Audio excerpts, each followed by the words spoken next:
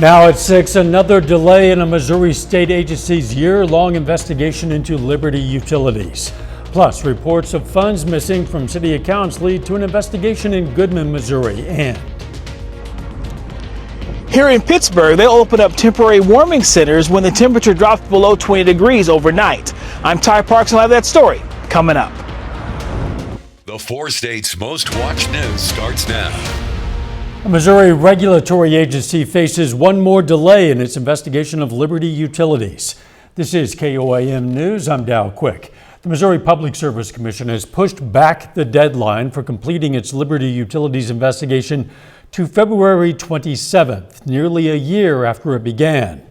Originally set to wrap up last September, the probe has been delayed due to ongoing data reviews and numerous requests. The investigation stems from complaints about Liberty's electric, gas, and water services. Staff, Liberty officials, and the Public Council have been meeting monthly to assess billing and customer service. The Missouri State Auditor's Office is investigating claims that $184,000 is missing from the city of Goodman. Goodman's police chief requested the investigation after alleging the money disappeared from city accounts. But Mayor Clay Sexton disputes that claim. In a Facebook post, Sexton blames accounting software problems for creating the appearance of missing funds. Sexton says the city switched accounting systems earlier this year and experienced technical issues, including power surges and lightning strikes that corrupted financial data. The mayor insists all money has been accounted for and welcomes the state investigation. The auditor's office has not set a timeline for completing its review. Cherokee County Sheriff's deputies need your help identifying suspects in a string of post office burglaries. 3 post offices were hit on December 16th, Weir, West Mineral, and Scammon. Surveillance video shows a white SUV and 2 suspects hitting the Weir post office just before midnight. The same vehicle appears at West Mineral around 11 p.m. that same night. The Scammon office was also burglarized. Investigators are asking anyone who recognizes the white SUV or saw suspicious activity to contact the Cherokee County Sheriff's Office. Much nicer today than yesterday. Let's check in with meteorologist Austin Stantz. Yeah, thanks, Dow. After temperatures were a very cold start this morning, we saw temperatures rise nearly 40-something degrees today, like right around 40 degrees is what we saw. Now 45 is our average for this time of year, so that's puts us in a good spot. A record was 70 degrees. Notice that we're nearly 2.5 inches below in terms of precipitation for the month of December. Current conditions outside, 37 degrees right now, feels like 30, winds out of the southwest. That's a good change for us. That'll take that will have effect as we head into tomorrow. 38 degrees overnight, heading into the evening hours between 6 and 8 o'clock, leading to a very nice commute out there. We do have some mild midweek temperatures that are returning. I have your New Year's Eve forecast and the first wet system of 2026. All those details are in my full forecast coming up. Austin, thanks. When temperatures drop to a dangerous cold, a number of places around the area open their doors as warming centers for people who need shelter. KOAM's Ty Park spoke with centers in Joplin and Pittsburgh to find out what it takes to meet the needs of the community. Temperatures have dropped and warming centers have opened in Joplin and Pittsburgh. Typically in the past it had been housed at the Wesley House, where if the temperatures got below freezing, then they would open up as a shelter or overnight shelter. When that was no longer an option, the city realized it's probably something that we need to take on to make sure that we're protecting our unhoused community and those in need of shelter or heat during. Pittsburgh will open its center when the temperature is below 20 degrees overnight. But the main thing that we're really thankful for is our relationship with our faith communities. So we have multiple churches that have reached out, offering a space within their church. Pittsburgh is working with First Christian Church and United Methodist Church. In Joplin, there are more overnight warming centers and they have different temperature thresholds for opening, but the needs are about the same. They do need some help with food. We have a warming center that's open during the day too in Row Heights. They could use some help with some food. Monetary donations are, of course, always a necessity. I mean, some things you just can't get donated. And some things come up that you need to go buy. You got to have money to do it. Hygiene products probably is a big one right now in food. I think as far as blankets, pillows, things of that nature, we've got that covered. In Joplin and Pittsburgh, Ty Parks, KOAM News. Both cities could use the help of some volunteers. In Joplin, they say the immediate need is male volunteers to help with overnights. Carl Junction Bulldogs look to prove more bite than bark this basketball season. Coming up, Ben McLeish takes a look at the program's quest to be top dogs. But up first. Several seasonal viruses are spreading, what you need to know, and how to take precautionary measures. I'm Nelly Lopez with more details on that coming up. Now that we're in the depths of winter, there's a greater risk for catching or spreading cold or flu viruses. KOAM's Nelly Lopez has details on what symptoms to look for and how to pick the right medicine to protect yourself or recover from these seasonal illnesses. Some of the viruses going around we know as the common cold or flu, but how do you know which is which? So the upper respiratory infection or the common cold, that's basically the virus that you get on the upper area or the airway. So you get the cough, you get a little bit of the sniffles and the runny nose. You don't get a whole lot of the systemic symptoms. When you get the flu, it becomes all of a sudden, and then you start coughing, you start developing a fever, you get chills, you get body aches, you get generalized weakness, and just unable to do well. Taking over-the-counter medicine is a shortcut to feeling better, but knowing what the ingredients are is what helps with targeting certain viruses. Dextromethorphan as the main cough suppressant in the multiple products that we have. And then those also just vary in how they're released, either over time or are short acting, and then also the strength as well. People who are having a fever, then they need to look for acetaminophen or ibuprofen. People who are congested and having some kind of sinuses and kind of runny nose and overall just feeling very, very sniffly, then they can get Mucinex. Although taking over-the-counter medicine can help get rid of some of that virus, it's always important to pay attention to what your body is telling you. If you're coughing without any significant shortness of breath, that's a good sign. If you're coughing with shortness of breath and you started coughing up blood after 10 days, then you need to come and see us. Keep in mind to keep others around you safe as well. The first thing you might want to do is ask yourself, do I really want to expose somebody else to this, and just be safe about it? Limit your exposure, maybe wear a mask, make sure you keep your distance, and of course at this time of year always washing your hands and using hand sanitizer. In Joplin and Baxter Springs, I'm Nelly Lopez, KOAM News. It's also advised to get a flu shot as a precautionary measure to help reduce the chances of catching the viruses and spreading them more. A little bit later, a bittersweet farewell to a staple of Miami for more than 100 years. And while we have a mild midweek, the new year also looks to bring in a new weather pattern. All of those details coming up. It was a really beautiful day outside. Temperatures near average today with plenty of sunshine out there. That Arctic high that we saw have since departed off to our south and east. But now that it has, we're kind of on the west side of it. Actually, what's happening there is that clockwise rotation around it changes our flow now out of the southwest here, bringing in some warmer temperatures for us, changing our wind direction out of the southwest tonight. So that's what's kept us a little bit more mild as we head into your Tuesday evening here. We see 40 degrees here in Neosho, 37 in Joplin, 40 in Parsons, 37 in Fort Scott, 36 in Nevada. Our Cornell Arts Entertainment Complex camera showing us that winds tonight not that strong out there at the moment, just but blowing out of the southwest, and some clear conditions for your commute home this evening. Heading into later this evening, we'll see temperatures begin to fall into the lower 30s by 10 o'clock, eventually making their way into the upper 20s. Now, a passing cloud or two can't be completely ruled out here. We do see a very weak front that just begins to pass here tonight, but flow returns out of the southwest heading into tomorrow morning. That is going to bring our temperatures back up into the 40s, even just heading into the lunch hour. By the time we reach 2-3 o'clock, we're already heading into the 50s, possibly even the mid 50s for your Wednesday. Now, heading into Wednesday night, things far more mild for your New Year's Eve. By 6 o'clock, we're still at 46 degrees there, so going to be a comfortable evening. Overnight tonight, 29 degrees. Closer to normal, our average right around 26, so we're actually slightly above average overnight tonight.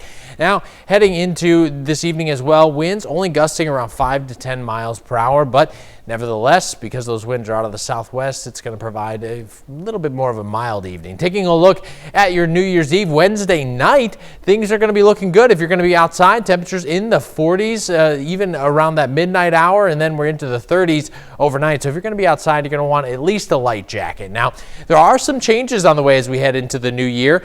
We have our first little disturbance of the new year here, so we could see just a brief sprinkle or two on Thursday, but nothing major. There it is right there popping up on your screen. As we head into that first week of the new year, we're actually going to see a ridge develop here. Warm, moist air begins to build into the area. Temperatures likely back into the 60s, maybe even the mid 60s heading into the first week of January. And then we have our first weather maker of 2026. Here's that low pressure, that trough really digging in, pushing east.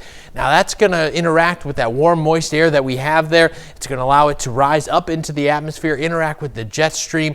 It's going to have that lifting motion. That's going to produce a setup here for some possibility of even some heavy rainfall. Now, December was very dry for us. So taking a look here as we get a little bit closer, here's that first system for us that pushes through that could bring a sprinkle or two into the weekend. Things are still looking good. Temperatures in the 50s heading into Sunday and Monday temperatures in the 60s. And then we're going to see that opportunity for some rainfall beginning to move in, maybe even some heavy rainfall, possibility of a strong thunderstorm or two. But I'll tell you now, Mondays in the 60s, Tuesday and Wednesday as well. That's what's prompting that ability for the atmosphere to develop that system. It has been so dry. I hope people keep that in mind if they're considering setting off fireworks tomorrow night. It could be a fire hazard. Great advice. Thanks, Austin. Still ahead, the Carl Junction boys basketball team looks to improve in head coach Court Hardy's second year with the program. Plus, Day 2 of the Neo Show Holiday Classic is underway. Ben McLeish has those stories and more for us up next in sport.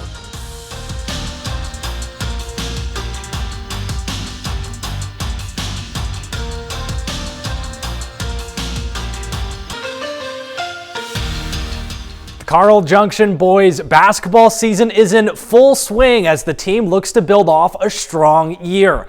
The Bulldogs showed flashes of greatness last season in head coach Court Hardy's first year with the whistle. An incredible start for the program in year one.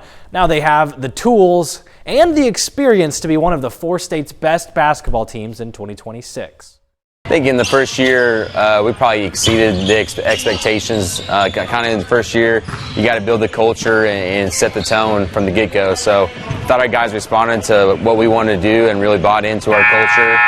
And so I thought, last year was really good and gave us something to work for and build off of, and we're trying to overachieve that this year. Not only does Hardy have a full year of experience under his belt, he also has multiple key returners looking to take this team to the next level. On top of that, the Bulldogs have a strong young core of players that will set the tone for the future of this Carl Junction program. Yeah, Brody Payne, obviously a guy that was all-district, all-conference last year. He's obviously a team leader for us, a guy that's been around for a long time. Cooper Beatix is a 1,000-point scorer here at Carl Junction. We kind of pride ourselves on having multiple leaders. We got young guys and Bryant Hanks and Maddox Shorter that can lead us and kind of set the tone for the future. The Bulldogs take on the Nevada Tigers tonight, looking to end the calendar year on a strong note. Well, it's a tradition that dates back to the early 1950s in Southwest Missouri, with Day 2 action from the Neo Show Holiday Basketball Classic as local squads hit the floor prior to the turn of the new year. Tipping off early this morning, the Joplin Eagles girls team battling Crooked Oak. Let's head to the third quarter. Joplin is dominating right off the inbounds. Adwin Barstow's wide open. She lays it off the glass for the easy score. Now in transition, Soleil Parker finds Peyton Cunningham down low. Cunningham generates some space and hooks it over the defender for 2. The Eagles generate another steal, and on the fast break, Parker takes it all the way to the basket and drops the layup. Parker driving again, puts up another shot. This one bounces off the rim twice and in as Joplin cruises to a 40-point win, 77-37 over Crooked Oak. Neo Show looking to bounce back from yesterday's loss, taking on Wooddale. Hannah White down low, collects her own miss and puts it back up and in for the game's first points. Off the inbounds, Nola Johnson is triple teamed in the corner, which leaves White wide open under the basket for the easy lay-in. Now White with the steal passes it out to Journey Burkhart for the long two-pointer as the Wildcats stay hot. It's worked all game. Why not again? After some nice passing, Neosho gets it to Hannah White down low. She puts it in for the score as the Wildcats take down Wooddale 55-38 to earn a date with Joplin tomorrow. And some big news out of Pitt State football. A Gorilla has hit the transfer portal. After 3 years with the program, wide receiver Curran Parchment announced today he's officially entering the portal. Parchment is coming off a strong season with PSU where he tallied over 500 receiving yards and earned an All-MIAA honorable mention. Certainly sad to see him go, but I'm sure everyone in the program wishes him best going forward. Absolutely. When you have a great program, that means you have an awful lot of great athletes, and some of them are going to seek other opportunities. Yeah, they can only fit 11 people in the field at once. That's right. We certainly wish him well. We'll be right back. Here's a look at what's coming up on KOAM News at 9 on Fox 14 tonight. The community turns out for a memorial parade honoring a Lynn County teen. We're going to have details. Plus, we're going to have more from day 2 of the Neosho Holiday Basketball Classic for some area high school teams. And we take a look back at some of the biggest stories of 2025. Those stories, a lot more, of course, it's coming up tonight. KOAM News at 9 on Fox 14. After serving the community of Miami, Oklahoma for more than 100 years, Knott's Grocery Store is closing its doors. The family-owned business has long been a staple for residents, whether they were picking up dinner or one of the store's well-known deli sandwiches. For Jim Knott, the store represents a lot more than just a place to shop. It's his family's legacy. He says he grew up here, spending countless days running through the aisles. I only lived a block and a half away from here, and I was down here every day. If I wasn't in school, I was here at the store watching TV or just running around drinking soda pop and eating candy. And I asked my grandpa, can I have a Coke? Can I have a candy? Yeah, oh yeah, go ahead. So anyway, it's fantastic, and I've had 72 years of great times.